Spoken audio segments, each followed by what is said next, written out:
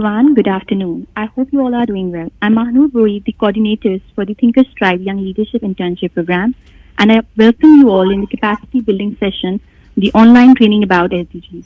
Young Leadership Internship Program is an initiative by Thinkers Tribe to engage youth in community leadership for localizing sustainable development goals. And today we have Ms. Fiza as the trainer for the session who has a vast experience of localizing SDGs in public sector organizations of Pakistan. You all are welcome to ask questions and share your views during this session. I'd like to call Dr. Kamran, the Director of Young Leadership Internship Program, to continue. Thank you.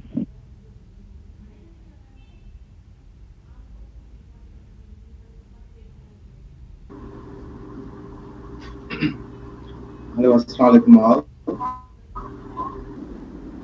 Thank you very much, Manu, for the introduction. So let's begin with a brief introduction about the Thinkers Tribe and then Young Leaders Internship Program and the purpose we have organized this activity.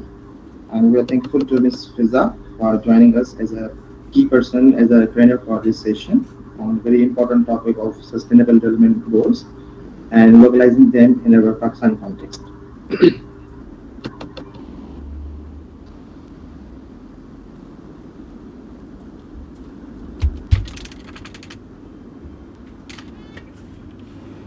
So basically, Thinkers Tribe is a youth-based organization. We are trying our best to create awareness among the youngsters and give them empowerment for facing all the challenges in the community. And this native idea of Young Leaders Internship Program is one of these purposes. We are just trying to incorporate these required skills in our young generation in order to be more close to society and in connection with the international goals like the Sustainable Development Goals. So apart from this Young Leaders Internship Program, Thinkers Tribe is also engaged in different activities like we have a monthly, bi-monthly magazine where we focus more on the SDGs, and then apart from that we have webinar sessions on capacity building of youngsters, professional development, and multiple different things are in the pipeline we will keep sharing with you all. So regarding the Young Leaders Internship Program, we have more than 25 candidates with us as fellows of Young Leadership Internship Program throughout Pakistan from different universities. These are the young graduates, and some are in the final years. And these people are divided into different groups. And each group, basically there are 6 groups, and each group is assigned a mentor for counseling and coaching them. So this is basically a 1-month activity which is focusing on different SDGs. We have assigned them 6 different SDGs which are basically focusing the youth development and which are directly linked with the youngsters. So in order to give them more leadership skills, we have given them this opportunity to carry out any activity, any sort of event, or maybe they can organize some community-based activities which are concerned with their respective SDGs. So yesterday there was one of these activities. One of our group organized an interview. They basically had an interview with the top management of Selani Trust. They were working on the SDG 2, that is Zero Hunger. So like this way, we have different activities pipeline throughout this month. And apart from that, what we promised to our youngsters, that we will give them some training regarding the capacity building. So today's session is also about one of those capacity building sessions. Apart from this, we are promising them to have career counseling sessions. We will provide them some sort of exposure and introduction to different skills, leadership skills, and these sessions will be conducted by the experts. So we will keep sharing them on our social media also. So today's special session, this is about the SDGs. So Fiza will have a detailed presentation on the overall sustainable development goals, the purpose of these SDGs, and especially we are concerned about the 6 SDGs which are directly linked with the youngsters, how young people can capitalize on their skills, how they can be part of the community development through following these guidelines of the SDG. So after the presentation, the floor will be open for questions. If you have anything to say, if you have any questions to ask, if you want to add something to the presentation or the topic of the session today, so you are most welcome. So with this note, now I would like to request Ms. Fiza to continue her presentation on the localizing SDGs, especially the role of youth. Over to you, Ms. Fiza. Assalamu alaikum, everyone. I hope I'm audible. Thank you so much, Dr. Kamran, for giving me this opportunity. And I think this is a great initiative for youth to, give chance to know about, to have awareness about the SDGs, because I think this is a very crucial topic these days. I would like to introduce myself. I'm working as a provincial coordinator for a European Union donated project. It's called Lead for Sustainable Development Goals. And before that, I have worked at same position for USAID and Pakistan International Human Rights Organization. I've also remained part of Youth Parliament. I think many people from today's audience are from Youth Parliament as well. So in today's session, first I shall give you a brief overview of Sustainable Development Goals or United Nations Agenda, whatever you call it.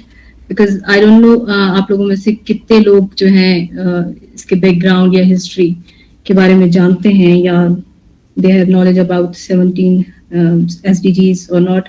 तो हम थोड़ा सा बता देंगे ताकि आपको पहले उसका पता हो. Then we will discuss the application or role of youth and their importance of their inclusion in the Sustainable Development Goals as well. So let me share my PPTs.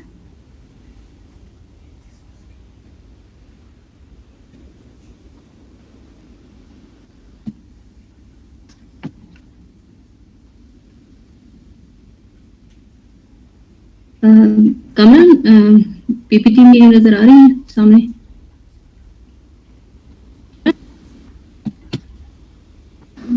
I think not yet.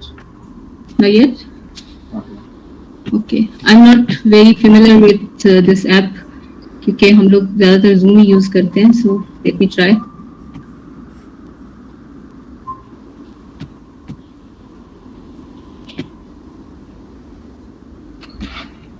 Can you see my screen?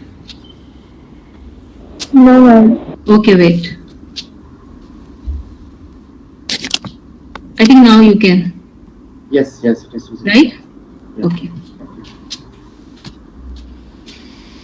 Okay, so पहले मैं थोड़ा सा इसका background बताती चलूं कि ये जो हमारी SDGs है 17 SDGs या जिसको UN agenda whatever you call it, इसका अगर हम बैकग्राउंड देखें तो 2000 में यूनाइटेड नेशन ने एक डेवलपमेंट स्ट्रेटजी प्रेजेंट की थी which started that was basically based on a campaign which was started in 1998 और ये कैंपेन 2 साल चली थी. And in 2000 in a millennium summit जो कि यूनाइटेड नेशन के हेडक्वार्टर न्यूयॉर्क में हुआ था, वहां पर ये एक एजेंडा जो है प्रेजेंट किया गया था और इस समिट में 189 मेंबर्स स्टेट्स पार्टिसिपेटेड और उस वक्त ये सबसे बड़ी एक गैदरिंग थी, इंटरनेशनल गैदरिंग थी जिसमें 8 डिफरेंट गोल्स प्रेजेंट किए गए इन terms of the global development. तो ये जो 8 गोल्स थे इनको मिलेनियम डेवलपमेंट गोल कहा जाता है. और अगर हम सस्टेनेबल डेवलपमेंट गोल्स की बात करें तो बेसिकली सस्टेनेबल डेवलपमेंट गोल्स और agenda 30 is the advanced version of millennium development goal. और ये 8 थे और इनका जो मेन फोकस था वो फोकस था डेवलपिंग और under developed countries. But in contrast जो हमारा सस्टेनेबल डेवलपमेंट गोल्स हैं उनका जो फोकस है वो यूनिवर्सली सबको इंक्लूड करता है, like be it's developing countries, be it's developed countries और under developed countries. Because when we talk about sustainability that means not just to develop something but also to maintain it. Like for example अगर हम कोई developed country की बात करते हैं तो हम बोलते हैं कि हमने वहाँ पे एक क्लीन वाटर और सैनिटेशन कर दिया का सिस्टम, एक बहुत अच्छा सिस्टम कर दिया और the people of that specific countries are 100% educated. लेकिन हर साल हम एक नए इश्यूज के साथ नया साल आता है, तो मे बी कुछ ऐसे इश्यूज हों जो कि जब आगे आते हैं तो उनको फिर हमें सॉल्व करना पड़ता है। तो इट इज़ वेरी इंपॉर्टेंट कि हम डेवलप्ड कंट्रीज पे भी फोकस करें और उनके जो इश्यूज हैं वो भी टाइम टू टाइम, क्योंकि नए इश्यूज आते हैं तो उनको सॉल्व और उनकी मेंटेनेंस भी जरूरी है। तो that was the weakness of millennium development goals कि उसमें हम सस्टेनेबिलिटी की बात नहीं करते थे और उस पर हम जस्ट डेवलपमेंट पे फोकस करते थे। तभी हमने जो टारगेट किया था वो अंडर डेवलप्ड और डेवलपिंग कंट्रीज को किया था, and developed countries were excluded.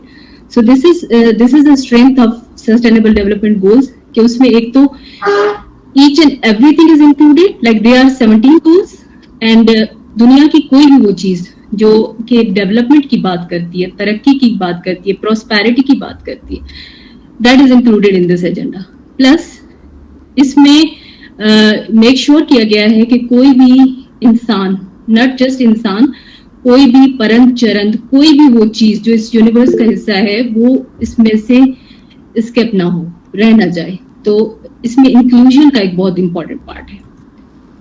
अच्छा, अभी हमारे पास एडवांस वर्जन आया। आई एम नॉट श्योर कि आपको ये बहुत क्लियर नजर आ रहा है या नहीं। अगर नहीं आ रहा तो आप अपने फोन पे अलग से खोल सकते हैं ये पिक्चर 17 आप गोल देख लें, ताकि जब मैं आपको एक्सप्लेन करूं तो आपको पता हो कि मैं किसकी बात कर रही हूँ। इसमें सबसे जो पहला गोल है that is no poverty, and it's very very important goal. इसमें आप देखेंगे कि ये जो गोल है ये this is interrelated to most of the other goals, क्योंकि जब हम पॉवर्टी की बात करते हैं तो अच्छा, एक चीज मैं यहाँ पे और आपको पहले बताती चलूं कि ये, जैसे मैंने कहा कि ये यूनाइटेड नेशन ने ये बनाया है, जो ये बाद में काफी कंट्रीज में उसको as a national agenda accept किया, इंक्लूडिंग पाकिस्तान। ठीक है, तो यहाँ पे मैं आपको पॉवर्टी की जब डेफिनेशन बता रही हूँ तो मैं आपको यूएन की भी बताऊंगी, देन हम उसको अपने लोकल पर्सपेक्टिव में भी डिस्कस करेंगे। तो यहाँ पे जो यूएन बात करता है पॉवर्टी की, वो कहता है कि 1.9% से कम कमाने वाला जो शख्स है और जो कि 2400 कैलोरीज से कम ले रहा है एक दिन में, तो that will be considered as a poor. But अगर हम इंटरनेशनल सिनारियो पे देखें तो हर इंटरनेशनल ऑर्गेनाइजेशन एक अपनी डेफिनेशन देती है। For example European union has a different definition of poverty. तो अगर हम या फिर कोई स्पेसिफिक मुल्क है उसके सिनारियो में पॉवर्टी की अलग डेफिनेशन है। There are certain organization in developed countries जो कि कहती हैं कि जब आप बात करते हैं पॉवर्टी की, तो if there is someone who has who has economical condition उसकी बहुत साउंड है, is living in a good house, he has all the facilities in a house, but the person is not free to access his career or whatever he wants to do in life, so we won't consider him a rich person. Let's suppose कोई औरत है, वो एक महल में रहती है लेकिन उसको इतनी फ्रीडम नहीं है, he is eating with a spoon of gold, she is eating with a spoon of gold, but she doesn't have freedom to do whatever she wants to, तो वो उसको गरीब कंसीडर करते हैं। तो this is different definition that can be different in from border to border. लेकिन जो UN की डेफिनेशन है वो ये कहती है कि अगर कोई बंदा $1.9 से कम कमाता है या फिर 24,100 कैलोरी से कम ले रहा है एक दिन में, तो वो गरीब है। और इसके हिसाब से पाकिस्तान की अगर हम बात करें तो अराउंड 40% जो पॉपुलेशन हमारी that is below poverty line. तो इसका मतलब है कि ये जो गोल है that's very very important for us, और ये गोल कैसे यूथ के लिए इंपॉर्टेंट है इसको हम आगे डिस्कस करेंगे, but this is very crucial. और उसके बाद सेकंड हमारा जीरो हंगर, भूख का खात्मा। जीरो हंगर में हम जब बात करते हैं तो हम malnutrition is a very important thing to focus on, क्योंकि भूख की वजह से जब आपके बचपन में जो बच्चे होते हैं छोटे, या जो मदर्स होती हैं, प्रेग्नेंट मदर्स होती हैं, तो उनको जब मेल न्यूट्रिशन होती है तो वो जब बच्चा पैदा होता है, एक तो मोर्टेलिटी रेट बहुत ज्यादा बढ़ जाता है इससे, दूसरा अगर वो बच्चा जब बड़ा होता है तो उसके अंदर बहुत ज्यादा हेल्थ क्राइसिस आते हैं। तो ये गोल, यस, क्या मैं सवाल कर सकता हूँ बीच में एंड ऑफ आई थिंक हम एक स्लाइड को कंप्लीट करें, जैसे ये गोल्स हमने डिस्कस कर लिए, so उससे रेलेवेंट जितने भी आपके क्वेश्चंस हो you can ask later on. Sure. Right? Thank you. Yes, I have given them the option जी at the end of the presentation, वो बस नोट करके रखें, उसके बाद फिर हम डिस्कशन भी करेंगे एंड Q&A भी करेंगे। Yeah, that will be better. For the free flow, हाँ। Right. Thank you. Okay so उसके बाद है हमारा क्वालिटी एजुकेशन। क्वालिटी एजुकेशन एक तो ये कि बेहतरीन तालीम, सिर्फ यहाँ पे हम क्वांटिटी की बात नहीं कर रहे, दैट डजंट मीन कि we should have enough number of schools, we should have enough number of teachers in the school, या फिर हमारे सारे बच्चे इनरोल हों, नॉट जस्ट दैट, लेकिन क्वालिटी जो है एजुकेशन की that should be also good, क्योंकि हम अभी इस वक्त हम ग्लोबल सिनेरियो पे कम्पीट कर रहे हैं, हम सिर्फ नेशनल लेवल पे नहीं कर रहे। प्लस में क्वालिटी, जब हम तालीम की बात करते हैं, education is different from literacy. Literacy is the part of education, कि ऐसा बंदा, जैसे हमारे पाकिस्तान के हिसाब से जो हमारी डेफिनेशन है, anybody who can read write his name, तो वो लिटरेट कंसीडर होता है। But education is a broader thing, that means कि आपकी जो कैरेक्टर बिल्डिंग है वो भी इसमें आएगी। प्लस में एजुकेशन कैन बी फॉर्मल और इनफॉर्मल, जैसे वोकेशनल स्किल्स हैं या आपकी वोकेशनल जो ट्रेनिंग्स होती है, स्किल बिल्डिंग जो होती है, that is informal education, that is also very important for the prosperity of any nation, especially in developing countries. जैसे फॉर एग्जाम्पल चाइना की ये स्ट्रेटजी रही कि चाइना की पॉपुलेशन सबसे ज्यादा थी ओवरऑल, और प्लस में वहाँ पे बहुत सारी ऐसी जगहें थी जहाँ पे एक्सट्रीम पॉवर्टी थी, तो उन्होंने with in few years poverty को कैसे खत्म किया। तो उनकी जो स्ट्रेटजी थी उन्होंने यही फॉलो की कि पहले तो उन्होंने ये किया कि वहां पे जहाँ पे लोग, क्योंकि उस वक्त उनको लगा कि हम सबको एजुकेशन सिर्फ नहीं दे सकते, लेकिन उसके साथ इन्वॉल्व, अगर हम इनफॉर्मल एजुकेशन देंगे तो हमारे पास इंस्टेंट इनकम बढ़ेगी। तो एक तो इनफॉर्मल सबको स्किल्स सिखाए, जो उनकी यूथ थी उनको स्किल्स सिखाए गए। प्लस में अगर कुछ ऐसी स्टेट्स थी जहाँ पे कोई ऐसा हुनर नहीं किया जा सकता था, अप्लाई नहीं किया जा सकता, तो उन्होंने उन लोगों को वहां से माइग्रेट करके दूसरी स्टेट्स में लेकर आए, where there were more economical opportunities for them. तो दैट वाज अ स्ट्रेटजी, हमारे लिए एक रोल मॉडल है वो कंट्री, कि उन्होंने विद इन कुछ सालों में इतना ज्यादा इम्प्रूव किया। अच्छा, then fifth one is gender equality. यहाँ जब जेंडर की बात करते हैं, it's just not about women and men, लेकिन कोई भी जैसे ट्रांसजेंडर हो गया या फॉर एग्जांपल इस तरह से हर किसी के जो है राइट्स होने चाहिए। राइट्स का मतलब ये है कि हम अगर पॉलिटिकल उसकी बात, सिनारियो की बात करते हैं, तो वहां पे उनकी इनफ सीट्स होनी चाहिए। या फिर हम फॉर एग्जांपल बहुत सारे ऐसे ममालिक थे जिनके वोटिंग राइट भी बहुत लेट मिला। तो ये जो सारे हैं आपकी gender equality in terms of education, in terms of politics, in terms of all the human rights should be equal for everybody. Then clean water and sanitation, that's a very important goal, जिसमें पीने का, सिर्फ पीने का साफ पानी नहीं, जब हम सैनिटेशन की बात करते हैं, दैट मीन्स के टॉयलेट की फैसिलिटी और ड्रेनेज सिस्टम, ये सारा सबके लिए होना चाहिए। एक मूवी भी बनी थी अभी बॉलीवुड में अक्षय कुमार की, टॉयलेट के नाम थे। आई थिंक इनके माइंड में उस वक्त यही होगा, क्योंकि India and Pakistan have this issue कि बहुत सारे, अगर आप गाँव वगैरह में जाएं तो आप देखेंगे कि वहाँ पे बेसिक जो टॉयलेट फैसिलिटीज होती है या क्लीन वाटर होता है वो भी नहीं है। अच्छा, then seventh one is affordable and clean energy.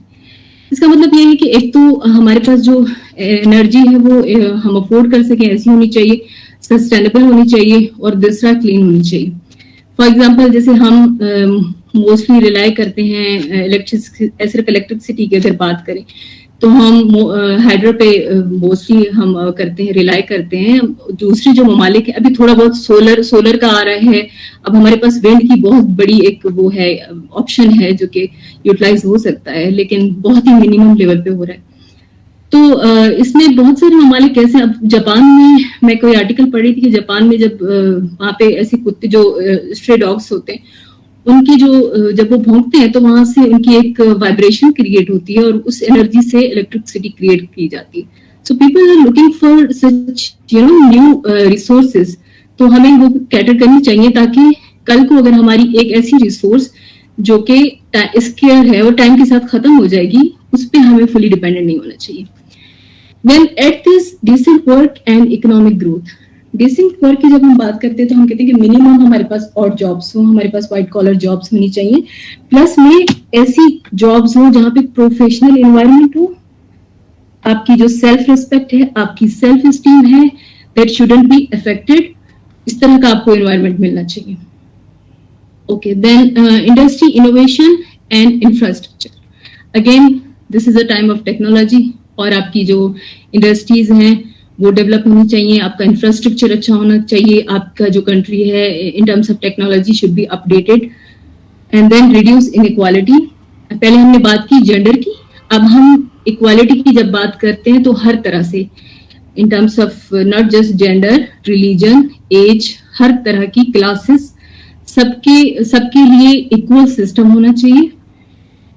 Then sustainable cities and communities, ये हमारा ये जो गोल है ये हमारे नेशनल एजेंडा में भी है, प्रोविंशियल एजेंडा में है, दैट्स वेरी इंपॉर्टेंट कि हमारे पास सस्टेनेबल सिटीज होनी चाहिए। सस्टेनेबल सिटीज का मतलब ये है कि हमारे जो शहर हो, जो हमारे गांव हो, वो एक प्लानिंग के तहत बने जाए। फॉर एग्जाम्पल, जैसे हम कराची की एग्जाम्पल लें तो कराची 50 लाख लोगों के को माइंड में रखते हुए बनाया गया था, and now the population of Karachi is around 16,840,000 people.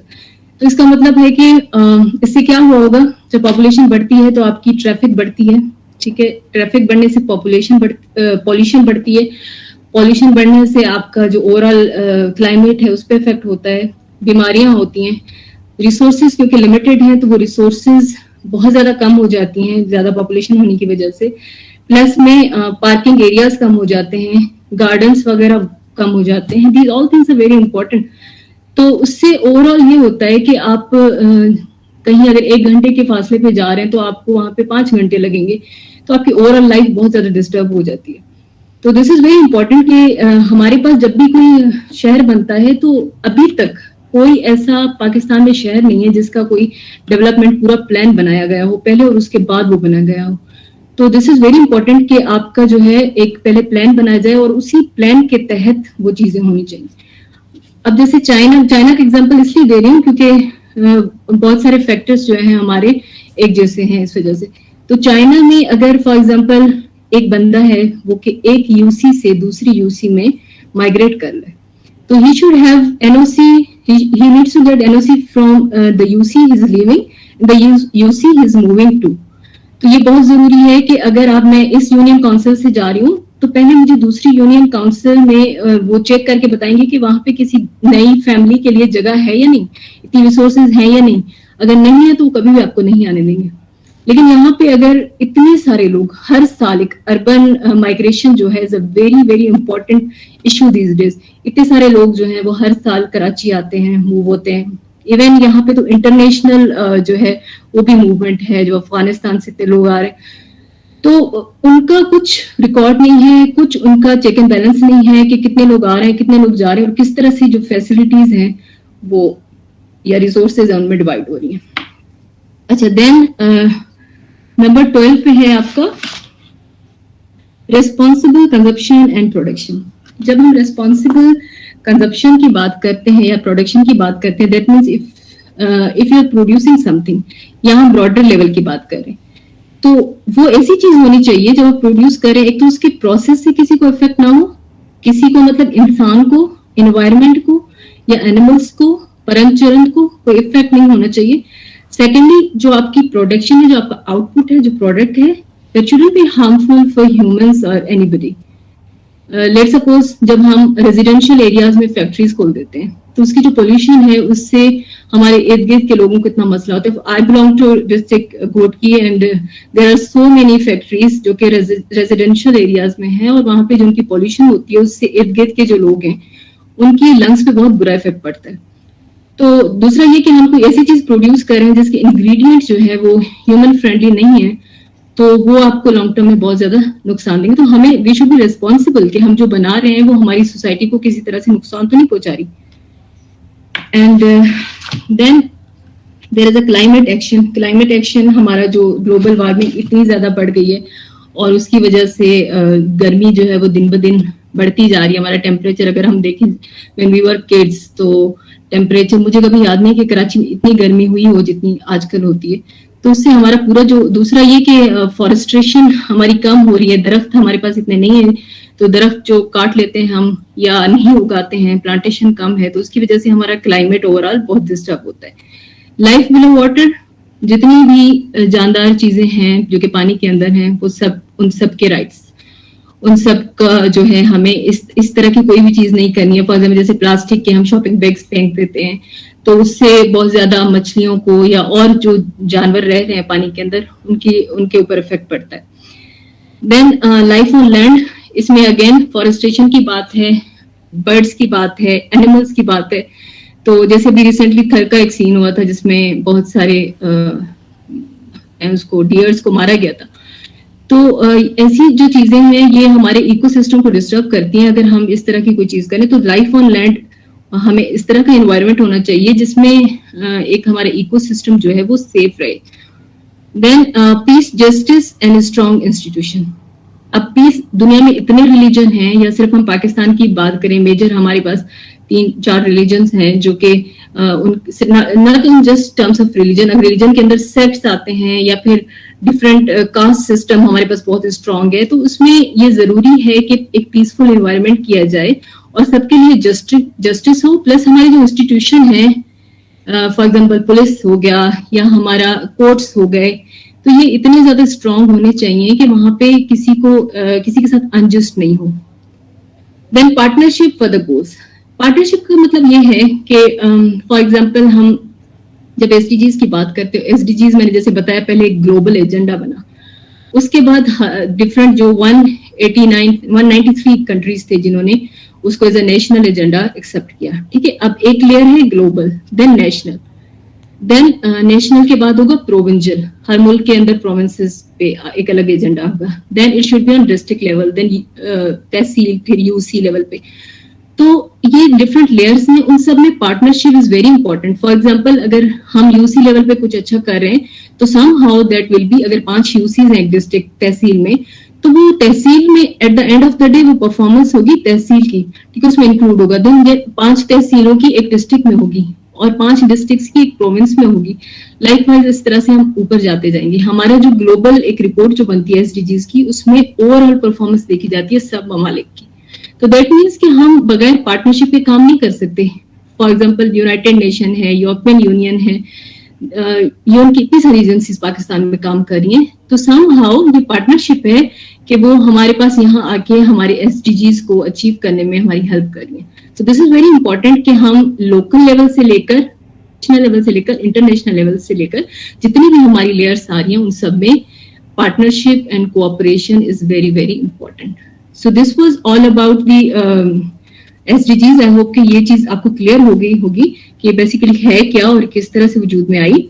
अब यहाँ पे थोड़ा सा कंपैरिजन बता देती हूँ कि पहले भी मैंने बताया, अब थोड़ा सा और बता देती हूँ कि जो हमारे मिलेनियम डेवलपमेंट गोल्स थे ये 2015 में बने और दीज वर 2015 तक थे, 2000 से लेकर 2015 तक, for the 15 years। Then SDGs जो है 15 से लेकर 30 तक, अगेन फॉर द 15 years, वो 8 गोल्स हैं और एसडीजी 17 गोल्स हैं। अच्छा, इनके अंदर फिर टारगेट्स हैं। अब आप सोच रहे हैं कि ये टारगेट और इंडिकेटर ये क्या है। इन सिंपल वर्ड्स कि अगर कोई गोल है उसके अंदर मल्टीपल टारगेट्स होते हैं और ये जरूरी नहीं कि वो सारे टारगेट हम अचीव करें या वो सारे टारगेट रेलेवेंट हो। फॉर एग्जाम्पल अगर एजुकेशन की हम बात करते हैं तो एजुकेशन में आ रहा है कि लेट सपोज के हमारे पास 2030 तक एक पहला टारगेट है, 2030 तक हमारे पास हर यूनिवर्सली हर बच्चा, हर मर्द और हर औरत पढ़ी लिखी होनी चाहिए। तो अगर मैं एक प्रोविंस का बना रही हूँ फ्रेमवर्क, तो उसमें मैं यूनिवर्स का तो ऐड नहीं करूंगी, वो target is not relevant. I have to focus on that specific province only. तो उसमें सेकंड जो होगा, लेट सपोज कि इतने % मेरे एरिया में पढ़े लिखे होने चाहिए, तो I will go for that target. तो हर गोल के अंदर मल्टीपल टारगेट्स हैं and you have to choose only relevant targets. और उसके बाद है इंडिकेटर। इंडिकेटर मतलब कि फॉर एग्जांपल अगर मैं बोलूं कि बहुत महंगाई हो गई है, तो आप बोलेंगे हाउ यू कैन इंडिकेट और how you can say there should be a point of measurement जिससे पता चले कैसा है। तो मैं बोलूंगी कि डॉलर की प्राइस फॉर एग्जांपल बहुत ज्यादा बढ़ गई है, तो वो जो है हमारा इंडिकेटर है। तो एनीथिंग जो कि मेजर करे किसी की वैल्यू को, दैट इज इंडिकेटर। अच्छा, एमडीजीज में 60 इंडिकेटर और एसडीजीज में 247 है।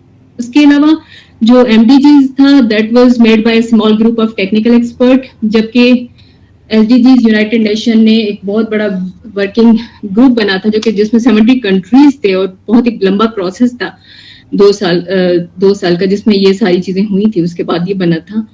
उसके अलावा ये नैरो बेस्ड था एमडीजीज, जिसमें ज्यादातर जो फोकस था वो था आपका पॉवर्टी पे, पॉवर्टी रिडक्शन पे और हंगर एंडिंग दी हंगर। और एसडीजीज जो है उसमें मैंने कहा कि बहुत ज्यादा उसका, जैसे मैंने बताया, वाइडर फोकस है। इसमें प्रॉस्पेरिटी, आपका पूरा प्लेनेट का सिस्टम आ जाता है, उसके अलावा आपके पूरे इकोनॉमिक सोशल एस्पेक्ट सब आ जाते हैं। तो ये थोड़ा सा डिफरेंस था दोनों में। अच्छा, अब इसमें आप देखिए ये 5 P's आपको नजर आएंगी, people, planet, partnership, peace and prosperity. तो ये जितने भी गोल्स हैं समहाउ ये इन 5 P's के बाहर ही घूमते हैं। और जैसे आपके शुरू में 1, 2, 3, 4, 5 जो गोल्स हैं, they are directly related to people. अब आप सोच रहे होंगे कि अगर देखा जाए तो पॉवर्टी प्रॉस्पेरिटी से भी है रिलेटेड, तो ये जो सारे ये इंटर रिलेटेड हैं, बट यहाँ पे मैं उनके साथ रखा हुआ है जो कि डायरेक्टली उस चीज पे सबसे ज्यादा इफेक्ट करें। तो पहले वाले जो 5 हैं they are directly affecting people, और 7, 8, 9, 10, 11 they are directly connected to prosperity. Then planet के साथ 6, 12, 13, 14, 15 ये है, ये डायरेक्टली प्रोटेक्शन ऑफ प्लेनेट से रिलेटेड। Then the 17 one with the partnership and the 16 one with the peace। अच्छा, अब मैं थोड़ा सा आपको पाकिस्तान का भी ओवरव्यू बता देती हूँ, क्योंकि अगर आप एसडीजीज पे काम करेंगे तो आपको पाकिस्तान का पर्सपेक्टिव या उसके बाद सिंध का पर्सपेक्टिव थोड़ा बहुत समझना बहुत जरूरी है। तो पाकिस्तान में 2015 में जब ये बना था, ग्लोबल एजेंडा बना था, 2015 में पाकिस्तान ने यूएन के साथ यूएन को साथ एक एग्रीमेंट किया था, उसको एंडोर्स किया था।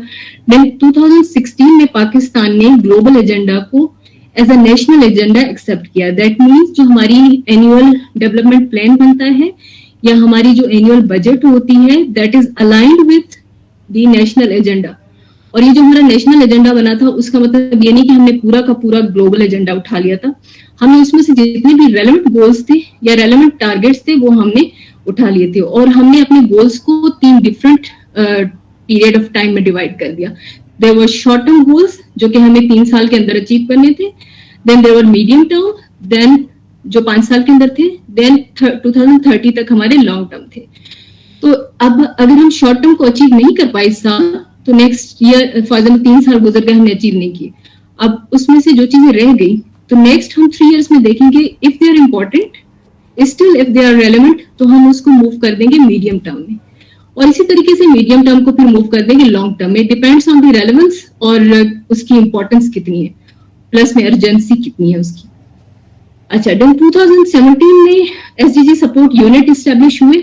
अच्छा, एसडीजी सपोर्ट यूनिट का मैं आपको बता दूं स्ट्रक्चर इस तरह से है कि एक तो हमारा फेडरल यूनिट है एसडीजी का जो इस्लामाबाद में है, उसके बाद हमारे हर प्रोविंस में एक एसडीजी यूनिट है, सिंध में अलग है, केपीके का अलग है, इसी तरह से पंजाब और बलूचिस्तान का, और they are connected with the federal unit, मतलब उनकी आपस में कोऑर्डिनेशन रहती है।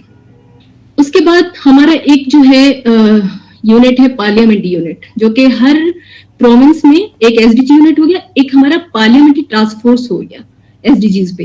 पार्लियामेंट्री टास्क फोर्स का मतलब है कि जो हमारे एमपीएस होंगे सिंध में वो उसका हिस्सा होंगे। 10-15 हमारे ऐसे एमपीएस हैं, जिसमें सिंध में हमारा पीर मुजीबुल हक एमपी हैं, वो उसके कन्वेनियर हैं उस ग्रुप के, और उसके अलावा निदा कोडो हैं, और there are so many others MPs जो कि उसका पार्ट है। और उनका काम ये होता है कि जब पॉलिसीज वगैरह बनती हैं या फिर जब हमारी बजट आती है या हमारा एडीपी प्लान बनता है, तो वो देखते हैं कि इसके साथ अलाइन हो रहा है या नहीं। तो अगर आप लोग, जैसे आपका ये इंटर्नशिप प्लान है, तो I think you can get connected with them as well. वो तो इस तरह के काफी चीजों पे सपोर्ट करते हैं वो लोग, अगर आपको उनकी कोई सपोर्ट चाहिए तो आप उनसे कर सकते हैं। उसके अलावा अच्छा, ये हो गया हर प्रोविंस का एक एसडीजी यूनिट और एक parliamentary task force on SDG. इस तरह से ये स्ट्रक्चर बना हुआ है पाकिस्तान का। और डिस्ट्रिक्ट लेवल पे, उसके बाद प्रोविंस लेवल के बाद डिस्ट्रिक्ट लेवल पे होना चाहिए, जो कि अभी है नहीं। सिर्फ वहां पे बलूचिस्तान में एक ऐसा डिस्ट्रिक्ट है किला अब्दुल्ला के नाम से, जिसका अभी प्लान बना है।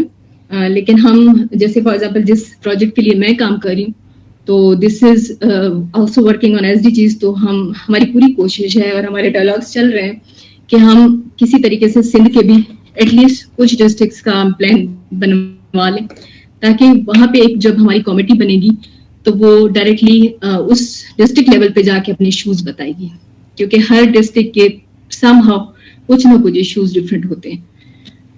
अच्छा, देन 2018 में priorities, provincial SDGs priorities establishment. अब जैसे मैंने आपको पाकिस्तान के उसका बताया एसडीजी एजेंडा का, इसी तरह से सेम सिंध का फ्रेमवर्क है और चारों सूबों का अलग फ्रेमवर्क है, एक पाकिस्तान का, फिर पाकिस्तान के नेशनल फ्रेमवर्क से बना हर सूबे का एसडीजी फ्रेमवर्क।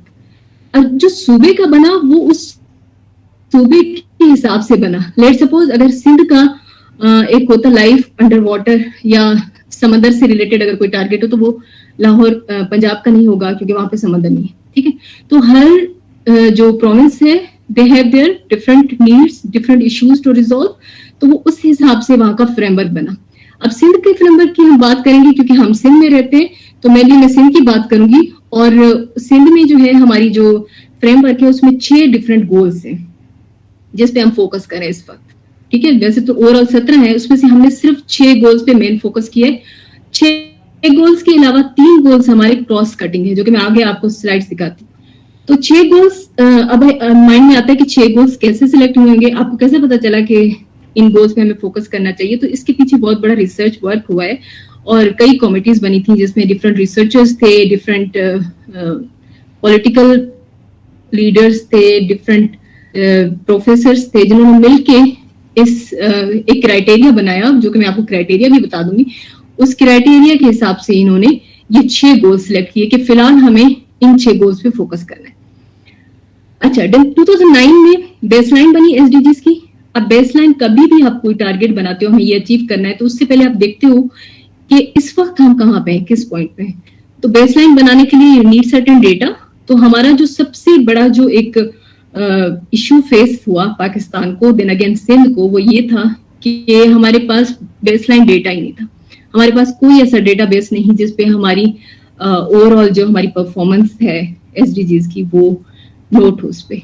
तो हमारे पास बहुत सारे ऐसे गोल्स थे जिन पे हमें डेटा 0% था, और ओवरऑल जो मैक्सिमम हमारे पास किसी गोल पे डेटा था दैट वाज 63%। तो बेसलाइन हमारी बहुत वीक थी, उसके हिसाब से बस हमने जो है वो बनाया अपना क्या कि हमारे फ्यूचर में क्या टारगेट होने चाहिए। और अगेन इस वक्त भी हमारे पास कोई ऐसा कोई स्ट्रॉन्ग डेटाबेस नहीं है। हमारी एक रिपोर्ट आती है पाकिस्तान की ओवरऑल, और एक इंटरनेशनल रिपोर्ट में हमारा डेटा जाता है, और उसमें जो डेटा जाता है वो भी इंटरनेशनल एजेंसीज आती हैं यहाँ से कलेक्ट करती हैं, और वो भी जब कलेक्ट करती होंगी तो ऑफ कोर्स क्योंकि हमारे पास कोई इतने स्ट्रॉन्ग डेटाबेसेस नहीं है तो शायद पूरा मुकम्मल डेटा जाता भी नहीं होगा। तो मे बी जो परफॉर्मेंस वहां पे हमारी दिखाई जाती है that is not the true picture of Pakistan. उसके बाद 2020 में एसडीजी फ्रेमवर्क फाइनलाइज हुआ, और फिर 2020 में अवेयरनेस वर्कशॉप ऑन एसडीजी पे जो है वो स्टार्ट हो गया। उस पर डिफरेंट मीटिंग्स चली, उसको फ्रेमवर्क को डिफरेंट जगहों पे एक्सप्लेन किया गया। इस तरह से हमारी ये टाइमलाइन बनी। ये मैं आपको एक्सप्लेन कर चुकी हूँ कि ग्लोबल, नेशनल और प्रोविंशियल डिस्ट्रिक्ट लेवल पे। अच्छा, ये थोड़ा सा आपको बता दूं कि एक एसडीजी इंडेक्स बनता है, that is an international document created by United nation, जिसमें वो हर साल बताते हैं कि इस साल में कौन सा मुल्क किस लेवल पे खड़ा हुआ है, ठीक है। तो इंडेक्स आपका जो है, the SDG index signifies a countries position between the worst जो होगा उसमें 0 होगा एंड द बेस्ट 100 पॉइंट्स होंगे on target outcome. So for example Finland जो है वो हमेशा काफी सालों से नंबर 1 पे आता है, तो उसके हाईएस्ट स्कोर्स जो थे 85.9 suggest that the country on average 86 on the way to the best possible outcome 17 SDGs के हिसाब से। अगर हम पाकिस्तान का यहाँ पे देखें, ये श्रीलंका, पाकिस्तान, बांग्लादेश, ये सारे कंट्री एक ही रीजन में, पाकिस्तान का इन सबसे कम है इंडेक्स लेवल। तो इस तरह से पाकिस्तान रैंकिंग में, मतलब रैंकिंग जितनी आगे है दैट मीन्स कि हम इतना कम एसडीजीज अचीव कर सकें, और आपका इंडेक्स जितना हायर है दैट मीन्स आपने एसडीजीज इतने ज्यादा हाई किए। तो इसमें सबसे ज्यादा नेपाल का है, देन बांग्लादेश, श्रीलंका, इंडिया और फिर पाकिस्तान। और इसी तरह से पाकिस्तान की रैंकिंग 129 नंबर पे आती है आउट ऑफ 193 कंट्रीज।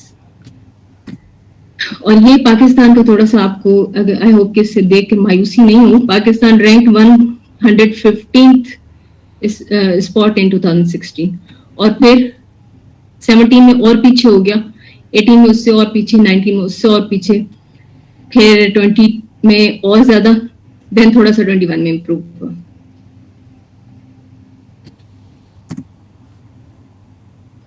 अच्छा, मैंने आपको बताया कि जो हमारा सिंध का फ्रेमवर्क है उसमें हम, ये वाली स्लाइड देखें आप, ये हमारे 6 गोल्स हैं जो कि जिसपे सिंध इस वक्त फोकस कर रही है हमारे फ्रेमवर्क में। Education, good health, clean water and sanitation, energy, zero hunger, decent work and economic growth. And ये जो है ये क्रॉस कटिंग है। क्रॉस कटिंग मीन्स के somehow these 3 goals are interconnected with these 6। मतलब कहीं ना कहीं से अगर हम इस पे काम करेंगे तो भी इस पे इफेक्ट पड़ेगा, अगर एजुकेशन पे काम करेंगे तो भी पॉवर्टी पे इफेक्ट पड़ेगा, और अगर हम हेल्थ पे काम करेंगे तो भी पड़ेगा। तो ये इंटरकनेक्टेड है। मेन जो हमारे हैं ये 6 हैं। और अगर ये जो आपका इंटर्नशिप प्रोग्राम है, आई थिंक इसमें से काफी लाइक पॉवर्टी, एजुकेशन और हेल्थ, जेंडर इक्वलिटी, ये इसमें से हैं, तो दे आर रेलेवेंट।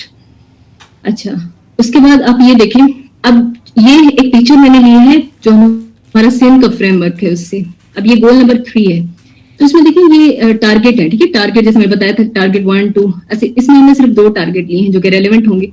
अब टारगेट नंबर जो 3.1 है, by 2030 reduce the global maternal mortality ratio to less than 70%, 1 lakh live births. तो ये जो है ये हाई है, और कुछ ऐसे हैं जो वेरी हाई हैं।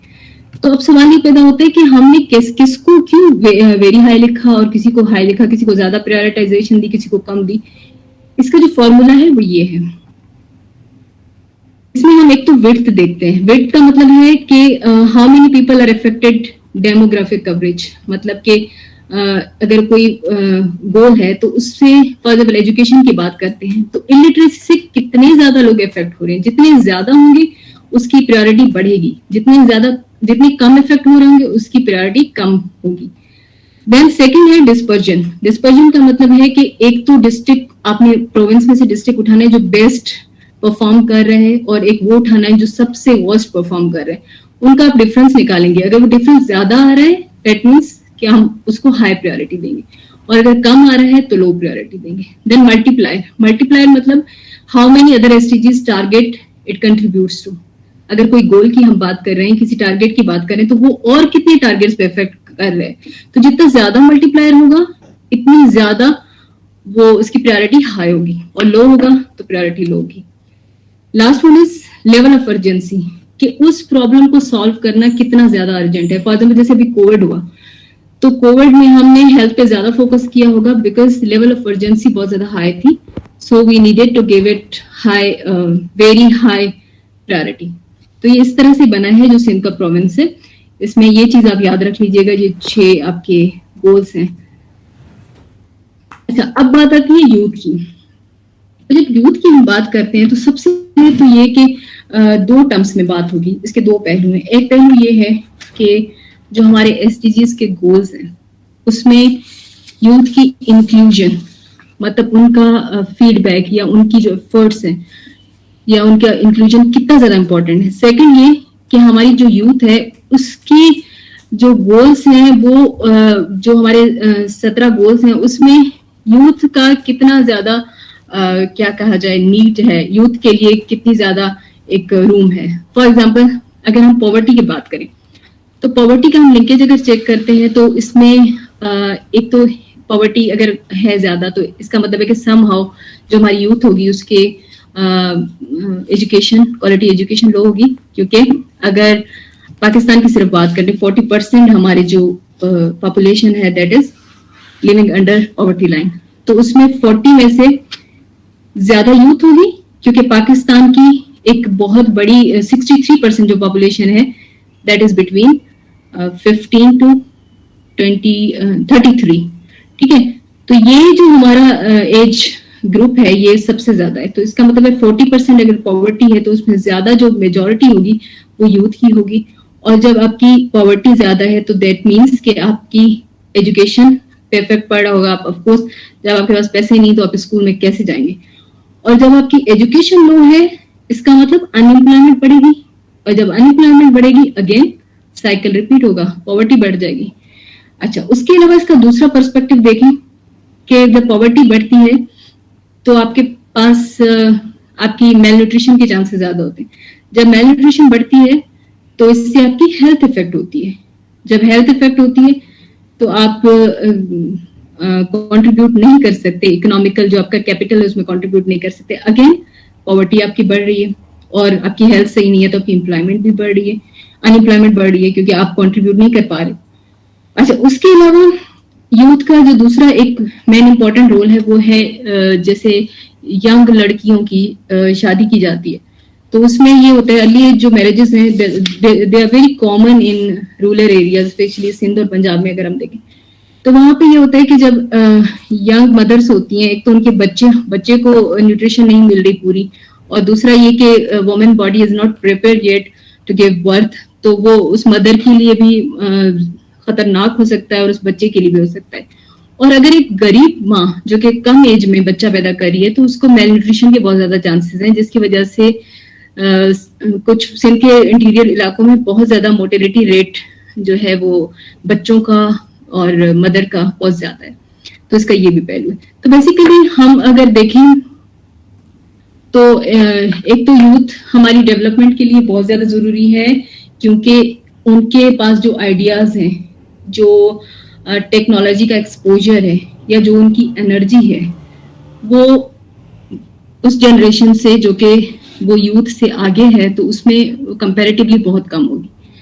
प्लस में ये हमारे इनवैल्यूएबल पार्टिसिपेंट्स हैं फ्यूचर के लिए, क्योंकि अभी देखें अगर 2015 में जब ये एसडीजीज बना होगा तो 2015 में जो बच्चे होंगे वो 2030 में अडल्ट बन जाएंगे। तो इसका मतलब है कि 2015 से लेकर 30 तक जो हमारी परफॉर्मेंस होगी ये सबसे ज्यादा जो इफेक्ट करेगी वो यूथ पे करेगी। जो 2030 पे जिस पॉइंट पे हम खड़े होंगे वो उनका प्रेजेंट होगा।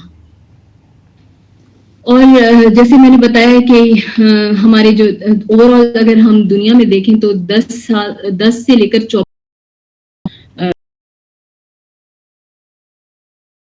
से ज्यादा है, और ये हिस्ट्री में ऐसा है कि इसमें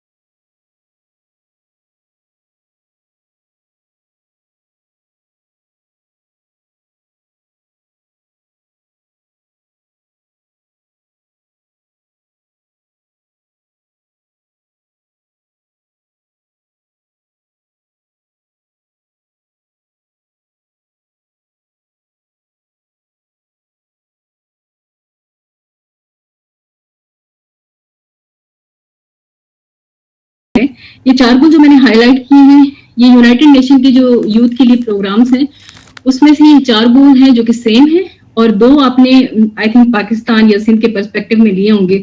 तो आई डोंट नो ये इनकी सिलेक्शन किस तरह से हुई है। मैं at the end of the session I would request doctor Kamran की ये बता दें कि ये आपने जो 6 गोल लिए हैं ये किस हिसाब से आपने ये सिलेक्शन की है, क्योंकि इसमें ये जो 4 गोल हैं ये यूनाइटेड नेशन के भी यंगस्टर्स के लिए ये सेम प्रायोरिटाइज किए गए हैं और ये 2 गोल डिफरेंट है।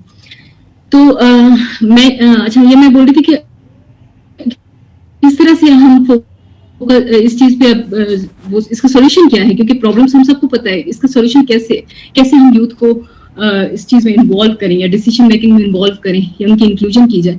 तो इसमें एक तो जो मुझे समझ आता है, मुझे लगता है कि एजुकेशन पे फोकस करना बहुत जरूरी है। दूसरा उनकी डिसीजन मेकिंग में प्रोसेस के लिए जैसे फॉर एग्जाम्पल इस तरह के प्लेटफॉर्म्स हैं, पाकिस्तान में इतने ज्यादा नहीं है लेकिन फिर भी फॉर एग्जाम्पल ये यूथ पार्लियामेंट हो गया, this is a very good platform. इस तरह के और प्लेटफॉर्म्स आपको मिलेंगे जहाँ पे स्कूल ऑफ लीडरशिप है, जहाँ पे आप अपने यूथ को एक तो एम्पावर कर सकते हैं, दूसरा उनको कनेक्ट करें आप डायरेक्ट पॉलिसी मेकर्स में। और ये दिस इज वेरी इंपॉर्टेंट कि अगर जैसे हमने फॉर एग्जाम्पल ये इंटर्नशिप प्रोग्राम किया तो समहाउ इनकी जो अप्रोच है वो किसी तरीके से पहुंचाई जाए डिसीजन मेकर्स को, क्योंकि ये डायरेक्टली इन्वॉल्व तो नहीं हो सकते। तो इनका समहाउ अगर ऐसा कुछ किया जाए कि इनकी जो है वो कुछ लिंकेज क्रिएट किया जाए पॉलिसी मेकर से, तो दिस इज वेरी इंपॉर्टेंट कि अगर इनके आइडियाज वहां तक शेयर होते हैं और इम्प्लीमेंट होते हैं तो बहुत जरूरी है। और Majeed I think this was all about my session. Majeed मेरे भी माइंड में कुछ ऐसे क्वेश्चंस हैं जो कि मैं भी करना चाहूंगी इस इंटर्नशिप से रिलेटेड. अगर आपको कोई सवाल हो इस सेशन में से किसी भी स्लाइड्स में, तो please let me know. Thank you. Thank you very much, Fiza. It was very comprehensive and detailed presentation. Very well explained. As far as the concern, it is concerned with the SDGs जो हमने choose किए हैं for the this internship program. तो फिजा हमने basically UN से adopt करके हमने apply किए थे. These 6 goals were mentioned on the website of UN. And apart from this, सिर्फ ये नहीं mention किया गया था, but इसके अंदर even they have identified the different roles that youth can play. For example, there are 5 different roles. Like they can be critical thinkers, they can be innovators, they can become change makers, they can become communicators, and they can become leaders. So the center is leadership. जिस पे हम ये पूरा focus कर रहे हैं, and this different type of internship program जिसमें हम इनको front पे लाके इनको lead करने के लिए हम थोड़ा empower कर रहे हैं. And apart from that, there are different goals like different roles like communication. तो इसमें इनिशियल स्टेज है because it's just 1 month internship programme. तो इसमें हमारा फोकस फिलहाल कम्युनिकेशंस के ऊपर है. Creating awareness in the society, in the communities and the particular universities या एरियाज जिस सिटी में हमारे जो मेंटीज हैं वो काम कर रहे हैं. They are basically trying to bring some change, little change at the initial stage as the communicators. So this is also a type of leaders. So इसमें of course if you have any questions regarding the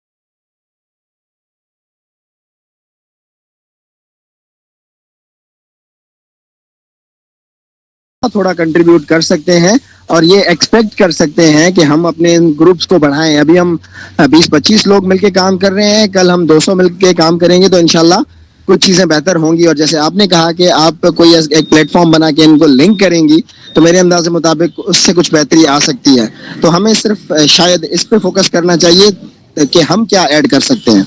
thank you. कोई और question? अच्छा फिजा, एक question आया है comment box में। हाकम अली पूछ रहे हैं कि how to engage youth of rural areas where such platforms do not exist.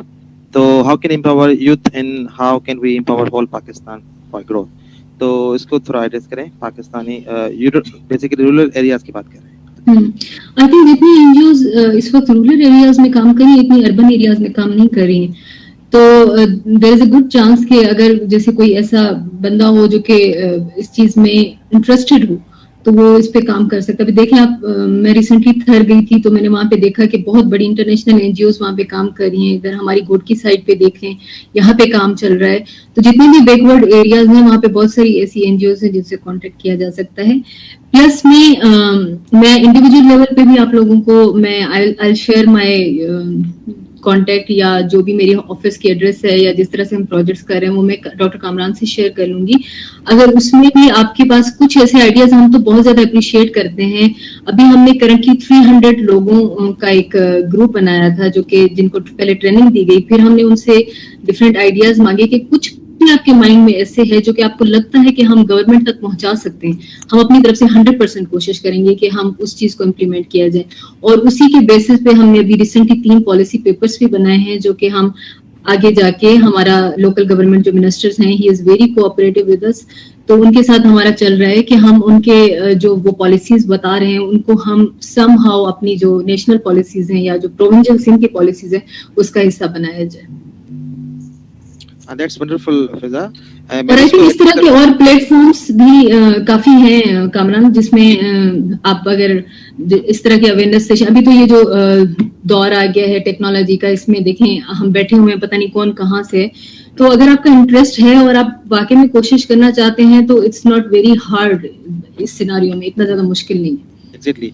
तो मैं भी ये कह रहा था कि जैसे आप लोग जबरदस्त काम कर रही हैं UC level and district management level काम कर रही हैं कोलैबोरेशन के साथ, तो basically we need to have collaboration. तो जैसे हमने ये इनिशिएटिव लिया है थिंकर्स ट्राइब के भी आप पे, तो this is the same purpose कि how we can have youngsters from different areas. तो यहाँ पर जरूरी नहीं कि हमारी ऑफिसेज होने चाहिए ताकि फिर हम पूरा मैकेनिज्म को फॉलो करें फिर करें।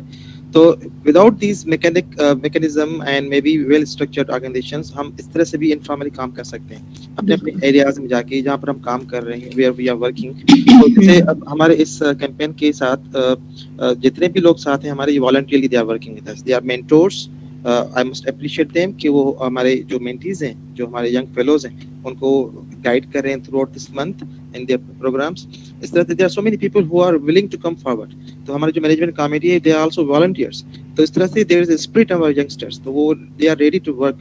एंड इस तरह से इसके अलावा कमल, हम एक और भी आइडिया है मेरे माइंड में कि जैसे आपके लिए भी वॉलंटियर्स हैं, जब ये ट्रेंड हो जाएंगे तो हम यूथ जो हमारी मिनिस्ट्री है तो वो भी जो मिनिस्टर साहब है, क्योंकि हमारी तो काफी उनके पॉलिटिशियंस के साथ डायरेक्ट वो रहता है, तो उन्होंने भी मुझसे यही कहा कि अगर जैसे कुछ आपके पास ऐसा आइडिया हो तो आई विल कोऑपरेट। तो अगर हम इन लोगों को गवर्नमेंट के ही पैसे से ना फिर फर्दर हम इंटीरियर साइड्स पे जाकर अगर ये वॉलंटियर से अवेयरनेस सेशंस करवाएं या कुछ ऐसा और आइडिया हो जिसके थ्रू हम अपना ये मैसेज वहां तक पहुंचाएं, तो ये हमारा इनिशियल आइडिया सिर्फ इंटर्नशिप के लिए था। तो इसको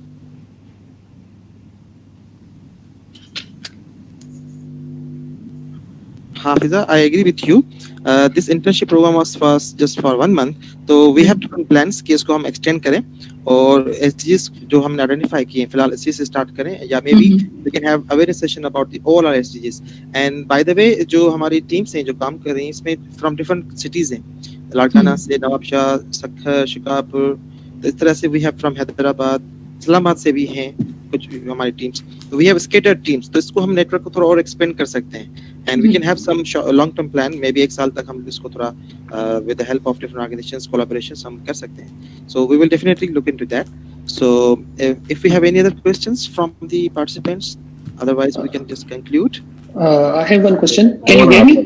जी Rashid, then Rohab. Rashid, please. My name is Rashid Ahmed. I am from actually District Roorkee. I want to ask one question from you guys that we can improve. Like in our district, we have many difficulties for the hospitals and like that. Even I know that everyone are educated here. सबने अपनी मतलब अच्छी education हासिल की है. सबको पता है कि education पे काम हो रहा है. लेकिन जो हमारी मेन एस्पेक्ट्स हैं, जो हमारी मेन सस्टेनेबल डेवलपमेंट में जिस तरीके से बात हो रही है, तो कम उसमें हम हॉस्पिटल्स को या मेडिकल्स को हम लोग इम्प्रूव कर सकते हैं. उसमें हमारी कोई इस तरह की कोई चीज हो सकती है जिसमें हम मेडिकल को भी इम्प्रूव कर सकें. जी बिल्कुल, एसजी हमारा मैं बेसिकली मैं मिरपुर मात्र से हूँ, तो वहाँ पे हॉस्पिटल्स का कोई भी मतलब ऐसा समय कि कोई मतलब अच्छा सीन नहीं हुआ. तो इवन वहाँ पे के जो नेटिव्स हैं, वहाँ पे जो सराउंडिंग्स के जो भी पीपल्स हैं, तो वहाँ पे आते हैं, उनको कोई अच्छी फैसिलिटी वहाँ पे प्रोवाइड नहीं की जाती.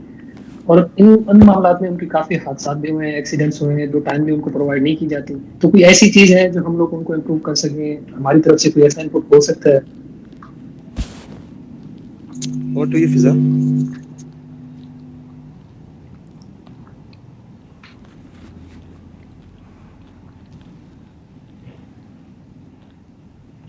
Hello. Can you hear me, Rashid? Yeah, I can hear you. Okay. अच्छा, मैं आपकी इस बात से बिल्कुल सहमत हूँ और मेरा खुद ताल्लुक मीरपुर माथिलो से है, तो it's not just health department, लेकिन अगर वैसे देखा जाए तो हमारी एजुकेशन और बहुत सारी चीजें हैं जो वहाँ पे इश्यूज हैं. लेकिन देखिए, जैसे हमने कहा कि गवर्नमेंट तो वैसे ही ठंडी पड़ी हुई है, लेकिन एज एन इंडिविजुअल हम क्या वो चीज कर रहे हैं? लेट सपोज कितनी कंप्लेंट्स हैं जो अगर आप बात करें इस पे, आपने कभी कंप्लेंट की है या वहाँ उस जो कॉन्स्टिट्यूएंसी का बंदा है उससे कभी आप मिलने की Exactly. I have complained many times. Even the MPA Abdul Bari, I have complained to him. Yes. Even my relatives, my uncle is from BHQ, so I have also complained that why we are not working in hospitals and like that type of thing that we are suffering from. So still I haven't get any.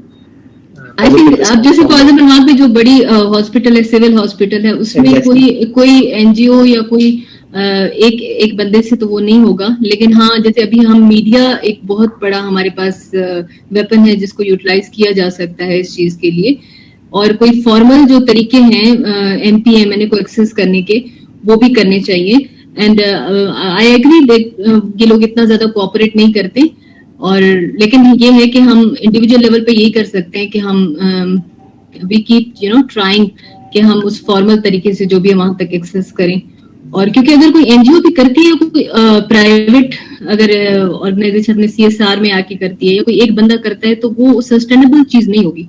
आपके पास इतनी बड़ी civil hospital है, उसमें आप एक बंदा तो नहीं कर सकता, या कोई एनजीओ आके नहीं कर सकती. 1 साल करेगी, 2 साल. Then of course again this is in the hands of government. Exactly नहीं, गवर्नमेंट का तो ये मसला है, लेकिन आपको अभी पता होगा, अभी वहीं से वहाँ पे हमारे पास, मैं समझता हूँ कि कराची के बाद जो हमें जो आउटकम देता है वो डिस्ट्रिक्ट रोorkee है, क्योंकि वहाँ पे बिग कंपनीज लगी हुई है, एफएफसी लगी हुई है, एंग्रो केपीएस लगी हुई है, लिबर्टी है. तो इतनी सारी उनकी कंपनीज है कि तो वो सीएसआर बेस पे वो क्यों नहीं मतलब उस एरियाज को वो डेवलप करती है. हालांकि वो सिर्फ काम करती है रेलवे स्टेशन पे. हाँ, और इसके अगेंस्ट बहुत ज्यादा स्ट्राइक्स, बहुत प्रोटेस्ट चला है. आपको भी पता होगा, माड़ी गैस और ये जो है एग्रो वगैरह, एफएफसी, बहुत ज्यादा प्रोटेस्ट किया था. यकीन करें, मैं FFC Okay, Fiza, we have a last question from Mr. Rohab Siddiqui. Rohab, Okay. please. Am I able? जी please. जी फिजा, मुझे 2-3 चीजें आपसे सवाल पूछने थे. पहली चीज तो ये कि आपने जो भी एसडीजीज की एक्सप्लेनेशन दी बहुत अच्छी थी और यूजफुल भी थी, बट मैं भी काफी टाइम से इस चीज पे रिसर्च कर रहा हूँ कि हम एसडीजीज को इम्प्लीमेंट कैसे कर सकते हैं हाइपर लोकली. लाइक हम डिस्ट्रिक्ट लेवल पे तो मुझे नहीं लगता कि हम इंडिविजुअली जितने भी यूथ है वो कर सकते हैं, लेकिन हम एक यूसी को अगर ऐसा टारगेट करें तो हर यूसी के अंदर हमें ये जो 6 टारगेट्स आपने अभी बताए, हाईलाइट करवाए, थोड़ा सा बोलना चाहूँगा. And quality, zero hunger, health and wellbeing. तो ये जो 6 टारगेट्स हैं ऑलमोस्ट, तो ये कवर हो सकते हैं मेरे नॉलेज के मुताबिक. लाइक हर यूसी के अंदर में ऐसे मुखैर हजरात मिल सकते हैं जो कि हमें रेगुलर बुनियाद पे सिर्फ उस एक यूसी के अंदर जो है ना हमें दस्तरखान लगाने की जो है ना सपोर्ट कर सकें, कि हम वहाँ के सिर्फ ऐसे लोगों को वो खाना प्रोवाइड करें रेगुलर बुनियादों पर जो वहाँ पे नहीं ले पा रहे न्यूट्रिशन, जो आपने इसमें एक्सप्लेन करा. फिर दूसरा जो था हमारा पॉवर्टी का, तो पॉवर्टी के लिए लाजमी सी बात है, जरूरत है कि बिजनेस जितने ज्यादा हो सके इंगेज हो सके, या जितनी ज्यादा बिजनेस रिगार्डिंग नॉलेज हो सके। तो हर यूसी के अंदर में इस तरह के बंदे मिल जाएंगे जो अपने जो है ना कोनो को बिजनेस करना जानते होंगे, या हैंडमेड या इस तरह के बिजनेस को प्रमोट करना चाहते होंगे। तो वो एज अ लेबर के तौर पे वहां से अपनी यूसी को, तो मुझे लगता है कि हम यूसी वाइज अगर प्लान्स बनाना शुरू करें, आपको एजुकेशन भी हर यूसी के अंदर ठीक कर सकते हो, क्योंकि यूनिवर्सिटी के अगर आप देखें कि हर यूसी के अंदर आपको बच्चे मिलेंगे जो यूनिवर्सिटी में पढ़ रहे हैं स्टूडेंट। अगर आप एक छोटा सा एक एरिया लें जिसको, या एक मोहल्ले के अंदर ही यूसी के अंदर ही एक घर को एक कम्युनिटी सेंटर सर्च करें, और उस तरह कम्युनिटी सेंटर के तौर पे वहाँ पे जो है ना उन बच्चों से बोलें कि आप जो है ना वहाँ पे एजुकेशन प्रोवाइड करें, क्वालिटी एजुकेशन प्रोवाइड करें, तो वो वहाँ पे हम एजुकेशन पे वर्क कर सकते हैं। तो इस तरह के,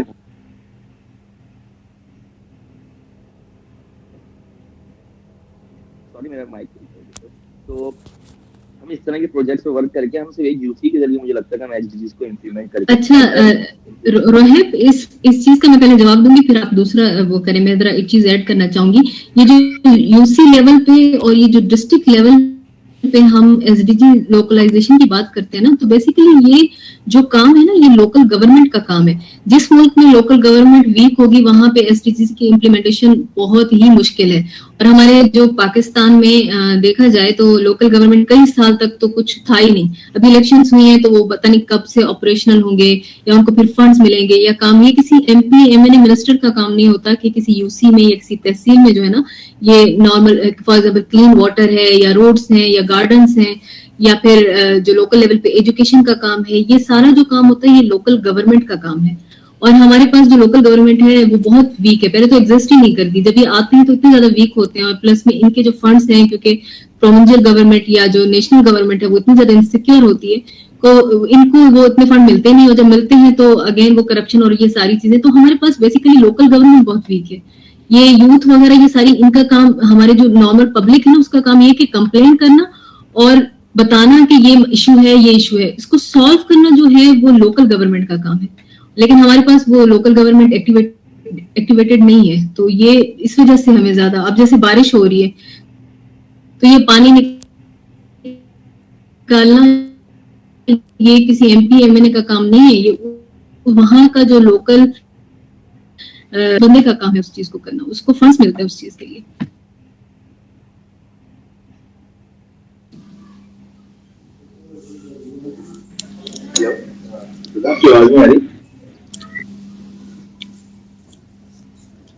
हेलो, आपकी बात कंप्लीट हो गई? जी, आपने मेरी बात सुनी या आई डोंट नो? मैंने आपकी बात सुनी और मैं एग्री भी करूंगा, बट एक मैं रिसेंटली मैं आपको अपने एक्सपीरियंस के हवाले से बताना चाहूंगा, क्योंकि मैं रिसेंटली इलेक्शंस की उसमें पार्टिसिपेट कर रहा था एज अ यंग लीडर के तौर पे कि मैं इलेक्शन में पार्टिसिपेट करूं। बट अगर आप ये बात देखी जाए कि हमारे जितनी भी इलेक्टेड होकर अभी लोग आएंगे, मोस्ट ऑफ द पीपल्स जो है ना वो खुद जो है ना मतलब पढ़े लिखे नहीं, उनको नहीं पता इम्प्लीमेंटेशन कैसे करनी है, एसडीजीज को हम किस तरह इम्प्लीमेंट कर सकते हैं। तो अगर हम लोग हर यूसी में कोऑर्डिनेटर एज ए एसडीजी के तौर पे कोऑर्डिनेटर हमारा हो बंदा जो सिर्फ उनको असिस्ट करे, भले वो पढ़ा लिखा बंदा है या बगैर पढ़ा लिखा बंदा है, लेकिन उसको बता सके कि एसडीजीज की इम्प्लीमेंटेशन आप अपने फंड से कैसे कर सकते हैं।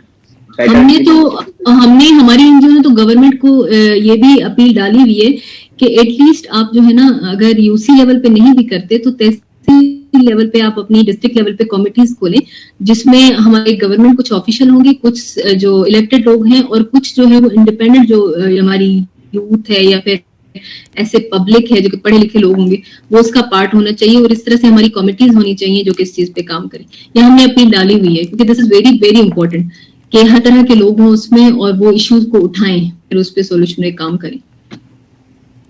बिल्कुल आपकी बात फिजा बिल्कुल सही है, क्योंकि हमारे पास कई कम्युनिटीज होंगी तो उसमें आइडिया और थिंक टैंक बन सकेंगे। क्योंकि मोस्ट ऑफ द हमारे यूसी जितने भी चेयरमैन आते हैं आप देखें तो मोस्टली लोग पढ़े लिखे नहीं होते हैं। इस बार यूथ का बहुत ज्यादा रुझान था पॉलिटिक्स के अंदर, इस बार देखा बहुत सारे लोग आए इलेक्शन लड़ने के लिए, अपने यूथ मोस्टली आ रही है फ्रंट पे, लेकिन वो रुझान नहीं है कि वो लोग अगर इसको इम्प्लीमेंट करें तो हमें इस यूथ को इंगेज करवाना पड़ेगा डायरेक्ट चेयरमैन से, इन लोगों से, ताकि वो उनसे आइडियाज लेने के लिए कम से कम तो इंगेजमेंट में आए। Right. Okay, so I think we should conclude it now. Thank you, Ms. Fiza, for sharing your valuable insights. Sharing your valuable insights about the SDGs. Indeed, it provided us a direction for the better tomorrow and how to create a sustainable world. Thank you, Dr. Kamran, and everyone for being a part of this session and participating. Thank you very much. Thank you all for coming. मैं आपसे पूछना चाहूँगा कि internship की आप बात कर रहे थे उसमें पार्टिसिपेशन किस तरीके से हो सकती है? Rohab, we can discuss this later on. Session complete हो गया, so you can just in process. We will discuss it. Thank you. You can visit our Facebook page. Thank you, Fiza. Thank you so much. Thank you, Kamran.